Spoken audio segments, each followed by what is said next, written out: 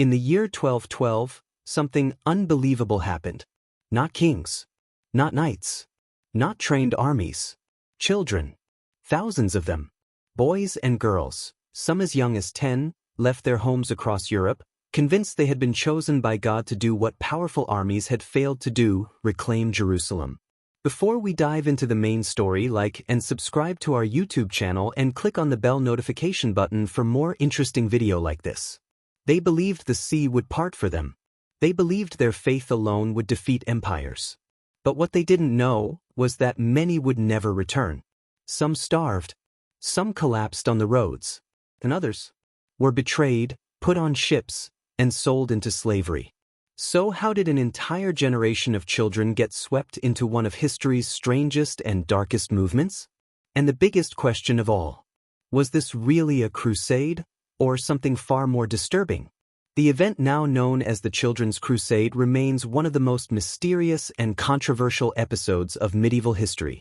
Unlike earlier crusades launched by popes and monarchs, this movement appears to have been driven by ordinary people, many of them young, poor, and deeply religious. In France, a shepherd boy named Stephen of Cloyes claimed he had received a divine message from Christ. According to his story, he was chosen to lead a peaceful crusade to Jerusalem. Around the same time in Germany, a boy named Nicholas of Cologne began gathering followers with a similar message.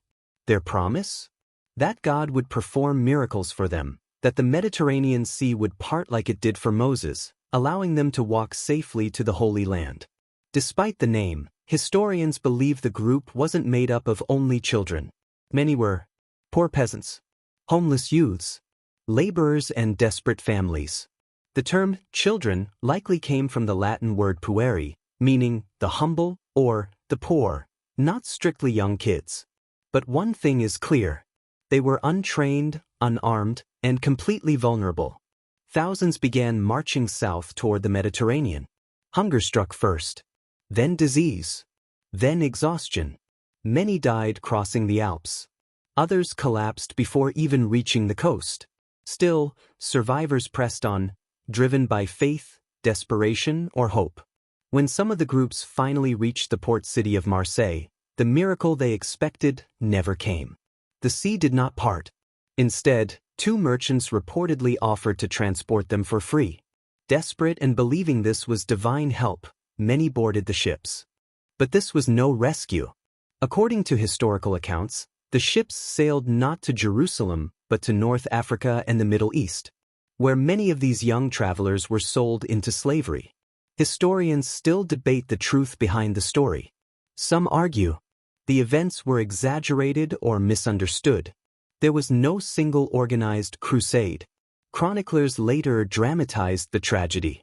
Others believe it reflects a real movement fueled by religious fervor, social unrest, economic desperation.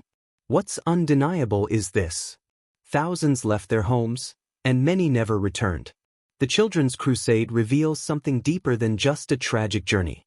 It shows the power of belief, even without evidence. How vulnerable people can be swept into mass movements.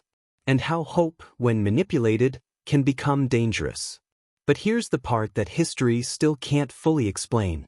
If no pope officially ordered it, if no army led it, then who really started it?